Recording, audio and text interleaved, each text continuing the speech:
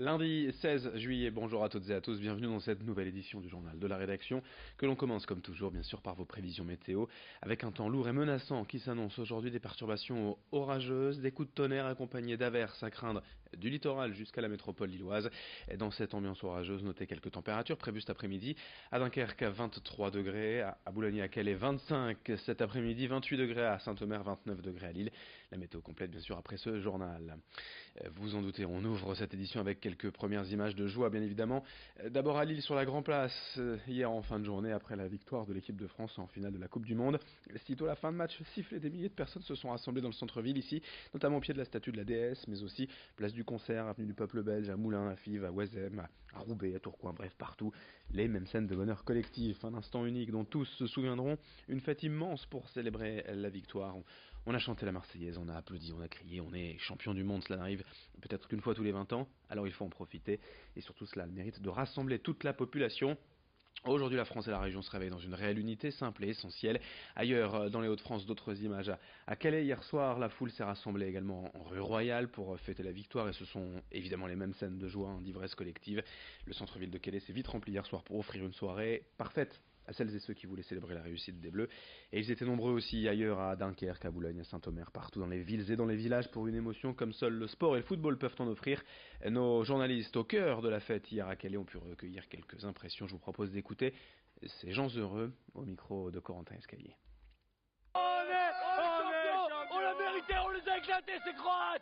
Ouais, allez les Bleus. Jamais on n'entend parler des Croates, plus jamais. C'est de la joie, de la bonne humeur et c'est un plaisir d'avoir gagné cette deuxième Coupe du Monde, quoi. Ça fait 20 ans.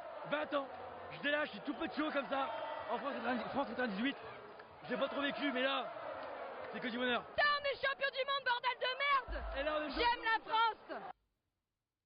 Allez, on passe à toute autre chose. Une autre image dans ce journal pour vous annoncer un chantier très important sur les routes de l'agglomération lilloise.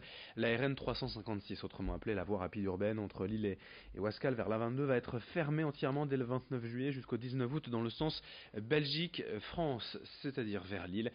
5 km de travaux pour refaire entièrement la chaussée, l'assainissement et les équipements. Dans l'autre sens, vers la Belgique, vers Tourcoing, la circulation se fera normalement. Mais vers Lille, donc, la route sera déviée par la 22, la RN 227 vers le boulevard du Broc à Villeneuve-d'Ascq. Autrement dit, durant ces 3 semaines, l'accès au centre de Lille sera particulièrement compliqué en venant de l'Est, mais ces travaux sont évidemment nécessaires. Écoutez pourquoi avec une responsable de la DIR Nord au micro de Nicolas Lebrun. Alors les travaux consistent en la réparation de la 356 dans le sens Belgique-Lille avec un décaissement de 35 cm de chaussée et l'application d'enrobés souples pour améliorer la performance mécanique de cette autoroute. Une phase de test a été réalisée en 2017. Elle a permis à la DIR de parfaire les matériaux qui seront utilisés et de maîtriser les procédures et la rapidité avec laquelle nous allons mener ce chantier cette année. Alors on a essayé de faire un chantier très très rapide, même si je sais que 3 semaines c'est long, à la meilleure période pour les usagers qui est la période début août, donc les 3 premières semaines d'août. On enchaîne dans ce journal au cœur de l'été sans oublier les initiatives solidaires avec ce partenariat entre le Secours Populaire et l'Agence du Don en Nature, un organisme national qui récolte des produits de marque auprès de fabricants pour les répartir dans des associations. Cette opération permet à des familles démunies d'acheter des produits pour 10% du prix original. Le plus souvent, il s'agit de vêtements de marque, plutôt chic et donc assez chers, en tout cas inaccessibles d'ordinaire pour ces personnes.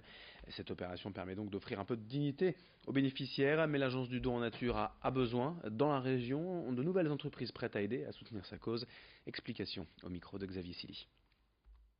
Je peux vous dire que parmi les 85 associations que j'accompagne pour le Nord et le Pas-de-Calais, en 2017, nous avons redistribué des produits pour une valeur marchande de plus de 11 millions d'euros et 388 tonnes. La quantité de produits remise est presque constante, mais le nombre d'associations qui s'engagent à nos côtés est en constante augmentation. Nous avons grand besoin de produits à fournir aux associations, notamment pour les jeunes enfants, pour les bébés et des produits d'entretien, des produits courants, du petit électroménager par exemple.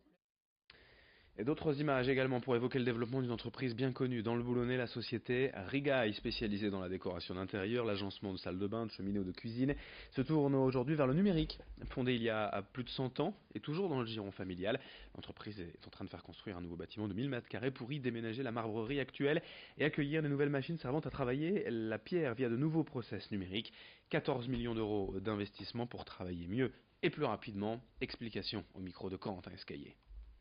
Aujourd'hui, chaque projet est unique et on va venir vraiment s'adapter aux besoins du client, aux souhaits que son architecte ou agenceur aura souhaité et suivre aussi la tendance du design qu'on aura pu lui dessiner. Et le but, c'est vraiment de les accompagner dans leurs projets et d'essayer d'aller aussi sur les besoins qu'ils vont avoir, vraiment d'aller trouver des solutions. On a par exemple réalisé pour un hôtel à Paris il y a 2 ans un receveur en granit où le souhait de l'architecte était très particulier. Il fallait intégrer la vitre pour la paroi de douche, une forme de pente spécifique. Donc chaque projet est un défi. On termine cette édition avec cette opération de sciences participatives du Conservatoire botanique national de Bailleul. Tout le monde est invité cet été à recenser les zones naturelles régionales où se trouvent des nénuphars blancs, espèces singulières qui poussent dans des étangs ou des rivières à cours lents, dans des eaux de bonne qualité. Pour les scientifiques, ces plantes servent donc d'indicateurs pour jauger la qualité des eaux. Reconnaissable grâce à une petite fleur blanche, le nénuphar en question est plutôt facile à identifier pour le grand public. Cette opération va durer tout l'été, période de floraison des nénuphars. Pour participer, c'est simple, le site nénuphar-étang.org. Thibaut Powels, responsable de ce conservatoire botanique, au micro de Brieux Gorchy. Nous, on récolte de la donnée. Le principe, c'est d'avoir la connaissance la plus fine possible du territoire pour pouvoir préserver au maximum après différents milieux naturels et adapter une gestion qui correspondent le mieux, de manière à pouvoir préserver au mieux la nature. Une des idées, c'est de pouvoir que les personnes puissent agir directement dans la connaissance de la nature en nous faisant remonter de l'information. On est 50 salariés au conservatoire, mais on n'a pas la capacité d'être partout tout le temps et de connaître tous les sites. Donc voilà, l'idée c'est vraiment que les personnes, quand ils croisent une nénuphar, puissent nous dire l'endroit où on en voit et ça nous permet nous de récupérer une information qui est très importante pour nous en termes de connaissance de milieux naturels. Fin de ce journal, merci à vous de l'avoir suivi. D'autres infos bien sûr très rapidement dans nos prochaines éditions. On est ensemble toute la journée, tous les quarts d'heure. Merci de votre fidélité, très belle journée à toutes et à tous.